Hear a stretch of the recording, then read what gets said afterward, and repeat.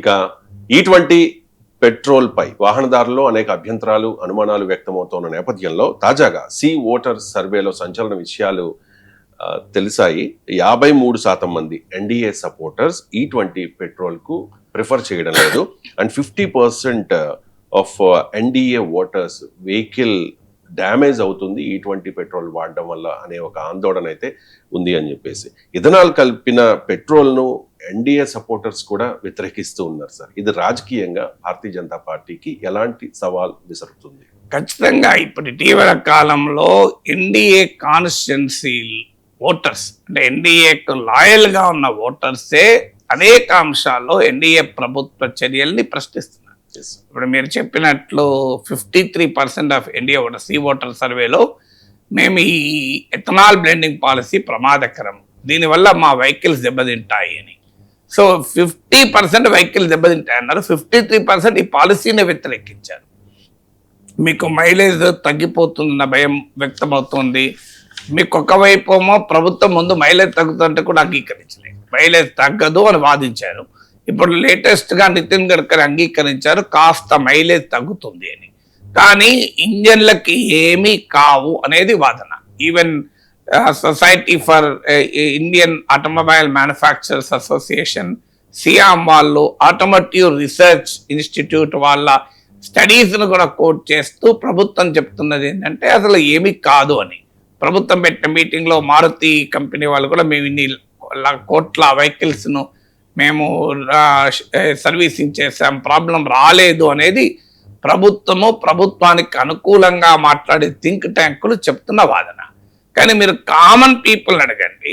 నా టీంలో పనిచేసే అతను బండి మీద వస్తాడు, అడిగాను, లేదు సార్ డ్యామేజ్ అవుతున్నారు సార్ అంటున్నాడు, కిట్లు పెట్టుకోవాల్సి వస్తుంది, అది కాస్ట్ అవుతుంది, మళ్ళీ ప్రాబ్లం అయితే అవుతున్నారు సార్ ఇంజన్స్, ముఖ్యంగా రబ్బర్ రిలేటెడ్ పార్ట్స్ దెబ్బతింటున్నాయని.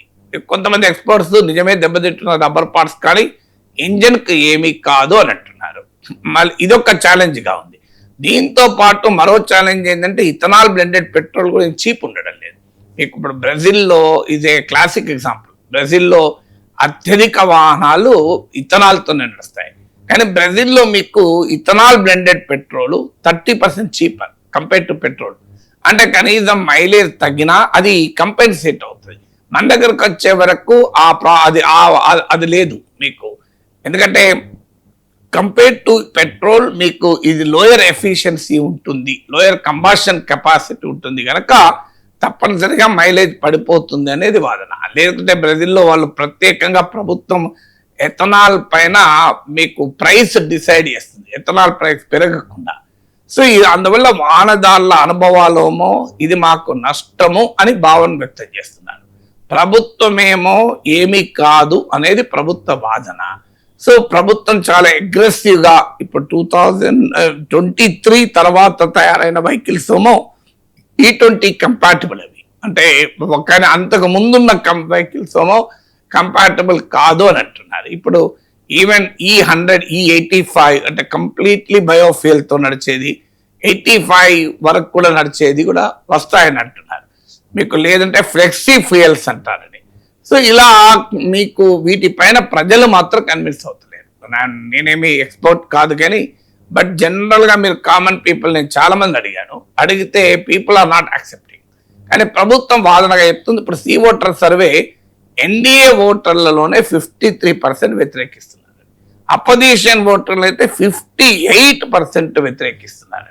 మరి బహుశా దీన్ని దేశద్రోహ చర్య అని అనరేమో, ఎందుకంటే ఎన్డీఏ ఓటర్లు వ్యతిరేకిస్తున్నారు కదా.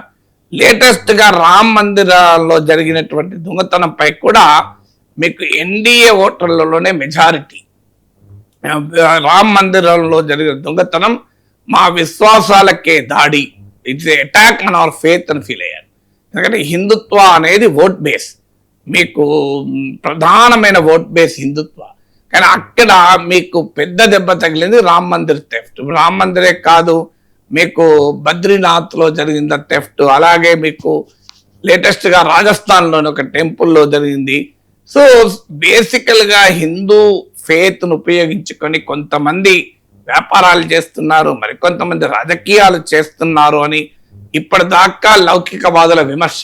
అంటే హిందూ మతాన్ని విశ్వసించే వారి విశ్వాసాలనే పెట్టుబడిగా మార్చుకొని ఆర్థిక రాజకీయ ప్రయోజనాలు పొందుతున్నారు అని సెక్యులరిస్టులు ఎప్పటి నుంచో చేస్తున్న విమర్శకు బలాన్ని చేకూర్చే రీతిలో ఈ పరిణామాలన్నీ జరుగుతున్నాయి. అందుకే సి ఓటర్ సర్వేని చెప్పింది, ఎన్డీఏ ఓటర్లే మీకు ఈ రామ మందిరంలో జరిగిన దొంగతనం పైన తీవ్రమైన ఆగ్రహంతో ఉన్నారు అని.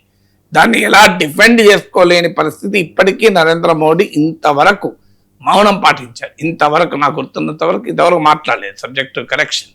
సో మరి ఏం తెలియజేస్తుంది? ప్రతి చిన్న విషయానికి రియాక్ట్ అయ్యేటువంటి ప్రైమ్ మినిస్టర్, ఈ ట్వీట్ అన్న చేసే ప్రైమ్ మినిస్టర్ ఎందుకు మౌనంగా ఉన్నారు అంటే ఆన్సర్ లేదు. అంటే ఇది కాదని మాకు సంబంధం లేదని చెప్పగలరా మీకు? ఎందుకంటే ఆ ట్రస్ట్లో నియమించిందంతా ప్రైమ్ మినిస్టర్ నియామకం పైన జరిగారు. ఆ అయోధ్య టెంపుల్ నిర్మాణమే బీజేపీని 2 సీట్ల నుంచి అధికారులకు తీసుకొచ్చింది. ఆ తర్వాత థర్డ్ ఎగ్జాంపుల్ మీకు నీట్ సిబిఎస్ఈ ఎగ్జామ్లో గందరగోళం. ఇది బీజేపీకి బలంగా ఉన్న మిడిల్ క్లాస్ ఓటర్ బేస్ను దెబ్బతీసింది. ఎందుకంటే మధ్యతరగతి voter base, educated middle class BJP core constituency. So ఈ కోర్ కాన్స్టిట్యున్సీలో దెబ్బ తగిలింది నీట్. మీ కాక్రోజ్ జనతా పార్టీ మీటింగ్లకు వచ్చిన పిల్లల్ని చూసి అర్థమవుతుంది, అందరూ కూడా మీకు మిడిల్ క్లాస్ పిల్లలే. సో ఇది క్లియర్గా మీకు బీజేపీ కోర్ కాన్స్టిట్యున్సీని డిస్టర్బ్ చేసింది. అందులో మళ్ళీ కులాలకు అతీతంగా, మతాలకు అతీతంగా, పార్టీలకు అతీతంగా పేపర్ లీక్స్ అనేది అందరినీ ఇబ్బంది పెడుతుంది. దానిపై కూడా ప్రభుత్వం ఏం చేస్తుంది? పేపర్ లీక్స్ ఎప్పుడైనా జరుగుతాయి అనుకుంటే అకౌంటబిలిటీ లేకపోవడం కళ్ళ ముందు కనబడుతుంది. దేశమంతటా ఏమడుగుతున్నారు? అయ్యా మీరు ధర్మేంద్ర ప్రధాన్ విద్యామంత్రి, ఎక్కడో చోట మారల్ రెస్పాన్సిబిలిటీ ఉండాలి, పొలిటికల్ అకౌంటబిలిటీ ఉండాలి అంటే ధర్మేంద్ర ప్రధాన్ పొగుడుతూ ప్రైమ్ మినిస్టర్ ట్వీట్ చేస్తున్నారు.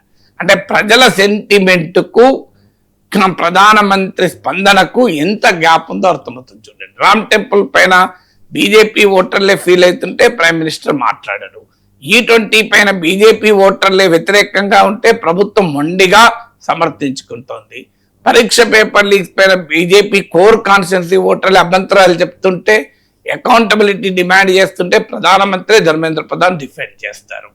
సో ఇక్కడ మీకు ప్రజల సెంటిమెంట్కు, ప్రభుత్వ స్పందనకు, ప్రైమ్ మినిస్టర్ స్పందనకు ఇంత గ్యాప్ కనబడుతుంది మనకు. చూడండి, ఇక 4వది మీకు విశ్వగురు నరేటివ్. మీకు మొదటి నుంచి బీజేపీ అధికారంలో రావటానికి ఉపయోగించుకుంది. మోడీ నాయకత్వంలో భారతదేశం ఒక ప్రపంచాన్ని శాసిస్తుంది, ప్రపంచాన్నే నాయకత్వం వహిస్తుంది, మన సాంప్రదాయం అది, మన చరిత్ర అది అని. కానీ ఇటీవల వెస్ట్ ఏషియా క్రైసిస్ క్లియర్గా స్పష్టంగా తెలియజేసింది, భారతదేశ పాత్ర లేకుండా చేసి ఒక దివాలాకోరు పనికిమాలిన దేశమైన పాకిస్తాన్ వెస్ట్ ఏషియన్ క్రైసిస్ ను పరిష్కరించడంలో కీలక భూమిక పోషించింది. It's a very big challenge to India. ఎందుకంటే మనం ఉండాల్సిన సీట్లో ఆ దివాలాకోరు దేశం ఉంది. ఎందుకంటే మనమే పోగొట్టుకున్న అవకాశాన్ని. వాస్తవంగా అవకాశం మనకు ఉండేది, కానీ మోడీ ప్రభుత్వ ఫారిన్ పాలసీ వల్ల ఇలా వెస్ట్ ఏషియాలో మన పక్కనే ఉన్న ప్రాంతం, మన 2/3 ఆఫ్ ఆ చమురు నిక్షేపాలు దిగుమతి చేసుకునే ప్రాంతం, 1 కోటి మంది భారతీయులు ఉన్నటువంటి ప్రాంతంలో ఇంత పెద్ద పరిణామాలు జరుగుతుంటే India is completely out of diplomatic conversation. మనం చర్చలో లేము, ఎక్కడా లేము, అసలు ఎవరు మనం పట్టించుకున్న పాపాన పోతలేరు. చూడండి, ప్రైమ్ మినిస్టర్ ఎక్కడ పర్యటిస్తున్నారు? ఆస్ట్రేలియాలో, న్యూజిలాండ్లో, ఎక్కడెక్కడో పర్యటిస్తున్నారు. ఇక్కడ జరుగుతుంటే ఇక్కడ దేశాల పర్యటనలో లేరు. మీకు చూడండి, అందువల్ల we're out of the conversation. 4వది. 5వది ఆపరేషన్ సింధూర్ ఒక నేషనలిస్ట్ నరేటివ్ను క్వశ్చన్ చేసింది. ఆపరేషన్ సింధూర్ సమయంలో బీజేపీ పరివారం మొత్తం పెద్ద ఎత్తున నేషనలిస్ట్ ఫెర్వర్ సెంటిమెంట్ రౌజ్ చేసింది. పాకిస్తాన్ పని అయిపోయింది, మోడీ సంగతి చూపుతాడు, పాక్ ఆక్రమిత కశ్మీర్ మనం మళ్ళీ తీసేసుకుంటాం, స్వాధీనం చేసుకుంటాం, అఖండ భారత్ సాధన దిశగా ఆపరేషన్ సింధూర్ పోతుంది అన్నారు. సడన్ గా అకస్మాత్తుగా ఆపరేషన్ సింధూర్ ఆగిపోయింది. ఎక్కడా మీకు ఎందుకు ఆగిందో ఎక్స్ప్లెనేషన్ లేదు. మీరు ఆ రోజుల్లో మీరు చూడండి, ఆపరేషన్ సింధూర్ సమయంలో మీరు సోషల్ మీడియాను చూస్తే right wing pages, right wing కామెంటేటర్లే తీవ్రమైన ఆశ్చర్యాన్ని వ్యక్తం చేశారు. ఇప్పుడు ఈవెన్ వెస్ట్ ఏషియాపై కూడా చూడండి, మీరు రైట్ వింగ్ కామెంటేటర్సే, మీకు ప్రభుత్వాన్ని సమర్థించేటువంటి కామెంటేటర్సే ఇప్పుడు వీర్ సంఘవి లాంటి జర్నలిస్టులు, మీకు బ్రహ్మాచలాని లాంటి strategic affairs experts west Asia policy పైన తీవ్రంగా ప్రశ్నిస్తున్నారు. నిరుపమారావు లాంటి వాళ్ళు వీళ్ళందరూ ప్రశ్నిస్తున్నారు. అంటే ప్రభుత్వ వ్యతిరేకుడు ఏదో ప్రతిపక్షాల వాళ్ళు లెఫ్ట్ లిబరల్స్ కాదు, బీజేపీ ఈకో సిస్టంలో ఉన్నవారు కూడా ప్రశ్నిస్తున్నారు. వెస్ట్ ఏషియా విషయంలో మోడీ ప్రభుత్వం వైఫల్యం చెందింది అని. అందువల్ల ఇప్పుడు ఈ ఆపరేషన్ సింధూర్ సమయంలో కూడా BJP eco system, Sangh Parivar eco సిస్టమే డైజెస్ట్ చేసుకోలేకపోయింది. వారు ఎందుకు ఆపారు, పాకిస్తాన్ సంగతి తేల్చకుండా ఎందుకు వదిలేశారని. ఇప్పుడైతే ఏకంగా పాకిస్తాన్తో చర్చలు జరపాలని ఆర్ఎస్ఎస్ డిమాండ్ చేసింది. పాకిస్తాన్తో ట్రాక్టివ్ డిప్లొమసీ కూడా నడుస్తుంది అని చర్చలు కూడా అవుతున్నాయి. ఆరవది ట్రంప్ విషయంలో అనుసరించిన వైఖరి. మీకు ట్రంప్ విషయంలో ఇటీవల ఇటలీ ప్రైమ్ మినిస్టర్ చూసాం మనం, జార్జియా మెలోనీని ఒక్క మాట ట్రంప్ అంటే ఇటలీ ప్రైమ్ మినిస్టర్ ఉతికి ఆరేయడమే కాదు, ఇటాలియన్ ఫారెన్ మినిస్టర్ అమెరికా పర్యటన రద్దు చేసుకున్నాడు. ఇటాలియన్ అపోజిషన్ మొత్తం ప్రభుత్వానికి మద్దతుగా నిలబడ్డది. అంత రెస్పాన్స్ ట్రంప్ మొక్కం చెల్లు మనిపేలా మాట్లాడింది జార్జియా మెలోని. ఆమె ఎవరు మళ్ళీ ట్రంప్ కు closest associate and America Trump's best friend in entire Europe. మీకేదో ఇమాన్యుయల్ మ్యాక్రాన్ లాంటి వాళ్ళంటే మొదటి నుంచి కొద్దిగా రిజర్వేషన్స్ ఉన్నాయి. Georgia Meloni is the biggest supporter of Donald Trump. Even Trump president కాకముందు కూడా ఆమె వెళ్ళి ట్రంప్ రిసార్ట్ లో వెళ్ళి మాట్లాడొచ్చింది. సో మీకు Japan, Mexico, south Korea, Canada ఇలా అన్ని మిత్ర దేశాలు, కొలంబియా లాంటి పక్కనున్న దేశాలు కూడా ట్రంప్ మాట అంటే ఈ ఉతికి ఆరేస్తున్నారు. కానీ భారత ప్రధానమంత్రి ఇంతవరకు ట్రంప్ విషయంలో ఒక్క మాట కూడా స్ట్రేట్ ఫార్వర్డ్ కౌంటర్ చేసిన ఉదాహరణ లేదు. సో ఇది నరేంద్ర మోడీ స్ట్రాంగ్ మ్యాన్ పర్సనాలిటీని తీవ్రంగా ప్రశ్నిస్తోంది. అందువల్ల ఈ పరిణామాలు 2024లో 240 సీట్స్కి పడిపోయాక వరుస విజయాలు సాధించారు. హర్యానా, ఢిల్లీ, మహారాష్ట్ర, అస్సాం, బెంగాల్ ఇలా వరుస ఢిల్లీ అన్ని రాష్ట్రాలు గెలుస్తున్నారు. కానీ ఇటీవల పరిణామాలు బీజేపీ కోర్ కాన్స్టిట్యుయెన్సీ ఓటర్ల నుంచి పార్టీని దూరం చేస్తుంది. ఇక 7వది ఎకనామిక్ క్రైసిస్. మీకు ఇవాళ ధరల పెరుగుదల, జాబ్స్ క్రైసిస్, సేవింగ్స్ దెబ్బతినడం, కాస్ట్ ఆఫ్ లివింగ్ పెరగడం, ఇన్ఫ్లేషన్, ఇది బీజేపీకి బాగా సన్నిహితంగా ఉండే మిడిల్ క్లాస్ దెబ్బతీసింది. దానికి కాస్త కౌంటర్ చేయడానికి ఇన్కమ్ ట్యాక్స్ రిలీఫ్ ఇచ్చారు, జిఎస్టీ రిలీఫ్ ఇచ్చారు. కానీ ఇప్పటికీ కూడా మీరు నా అనుభవం రవిశంకర్, యూట్యూబ్ లో నేను ఎకానమీ పైన ఏ వీడియో పెట్టినా జనం విపరీతంగా చూస్తున్నారు. సో ఇవాళ ఇప్పుడు మళ్ళీ మాన్సూన్ హారిబుల్ గా ఉంది. 94% రైన్ఫాల్ అంటున్నారు. ఈవెన్ మీకు జూన్ లో అయితే 40% షార్ట్ ఫాల్, జూలై వర్షాలు కలుపుకుంటే 17% వాటర్ తగ్గిపోయింది. మీకు rice, cotton, oil seeds, pulses అన్నిటి నాట్ల సీజన్ లేట్ అయింది. సోయింగ్ మీరు కంప్లీట్ దిగుబడులు పడిపోతున్నాయి. వాటర్ స్కేర్సిటీ దేశమంతా వెక్కిరిస్తోంది. సో అందువల్ల ఇది ఒక పెద్ద ఛాలెంజ్ గా ఎకనామిక్ క్రైసిస్ రాబోతోంది. సో అందువల్ల ఇవన్నీ కూడా క్వశ్చన్స్ మోడీ ప్రభుత్వ సామర్థ్యాన్ని ప్రశ్నిస్తున్నాయి. దట్ డజంట్ మీన్ మోడీ ఓడిపోతాడు అనే పొలిటికల్ జోస్యాలు నేను చెప్పడం లేదు. ఎందుకంటే పబ్లిక్ ఒపీనియన్ పొలిటికల్ ఒపీనియన్ గా మారి ఎలక్టోరల్ రిజల్ట్ గా మారటానికి చాలా ఇంటర్వీనింగ్ ఫ్యాక్టర్స్ ఉంటాయి. సో అందువల్ల దీంతోనే ఏదో మోడీ ఓడిపోతున్నాడు, ఇండియా కూటమి గెలుస్తుంది, ఇలాంటి కహానీలు నేను చెప్పను. కానీ రియాలిటీ మాత్రం నేను చెప్పిన అన్నిట్లో కూడా మోడీ సపోర్ట్ బేస్ నుంచే తీవ్రమైన ప్రశ్నలు అయితే ఎదురవుతాయి.